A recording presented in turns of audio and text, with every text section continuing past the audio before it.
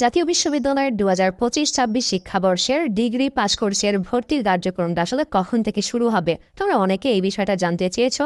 অনেকে তোমরা অনার্সে চান্স পাওনি বা তোমার ভর্তি পরীক্ষায় উত্তীর্ণ হওনি, তোমরাও বিষয়টা জানতে চেয়েছো। সো আজকের ভিডিওতে এই নিয়ে বিস্তারিত আলোচনা করব। সর্বশেষ আপডেট কী রয়েছে চলো শেয়ার করা যাক। যিনি ডিন রয়েছেন জাতীয় বিশ্ববিদ্যালয়ের ভারপ্রাপ্ত, তিনি যে বিষয়টা জানিয়েছেন যে ডিগ্রি ভর্তির কার্যক্রম, অনার্স ভর্তির কার্যক্রমের রিলিজ স্লিপের কার্যক্রম যখন শুরু হবে ওই সময়টা থেকে শুরু হবে। সো আমরা একটু জানার চেষ্টা করব যে আসলে রিলিজ স্লিপের কার্যক্রমটা কবে শুরু হতে পারে। দেখো, অনার্স ভর্তির কার্যক্রম চলছে, প্রথম মেধা তালিকায় যারা চান্স পেয়েছে তাদের ভর্তি চলছে।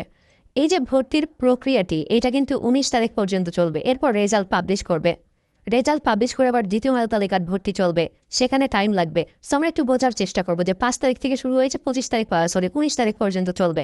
সো এখানে সময়টা গ্যাপটা রয়েছে হচ্ছে 2 সপ্তাহের গ্যাপ আছে। সো 2 সপ্তাহের গ্যাপ যেহেতু আছে, ভর্তির কার্যক্রম কিন্তু এরকমই হয়, 7 দিন ভর্তির কার্যক্রম হয়, বাকি কাজগুলো দিয়ে 7 দিন। সো আমরা হিসাব করব 19 তারিখ থেকে, তারপর 14 দিন হিসাব করো। সেক্ষেত্রে দেখা যাবে যে আগামী জুন মাসের 5 তারিখ বা 6 তারিখ পর্যন্ত। তারপর কোটা মেধা তালিকা দেওয়া হবে, সেক্ষেত্রে আগামী জুন মাসের দেখা যাবে যে মাঝামাঝি, অর্থাৎ যে 19 তারিখ 20 তারিখ ওই সময় পর্যন্ত। তারপর গিয়ে কিন্তু রিলিজ দেবে। সো আগামী জুন মাসের শেষের দিকে তোমাদের ডিগ্রি ভর্তির সার্কুলার এবং তোমাদের ডিগ্রি ভর্তির আবেদন কার্যক্রম শুরু হতে যাচ্ছে।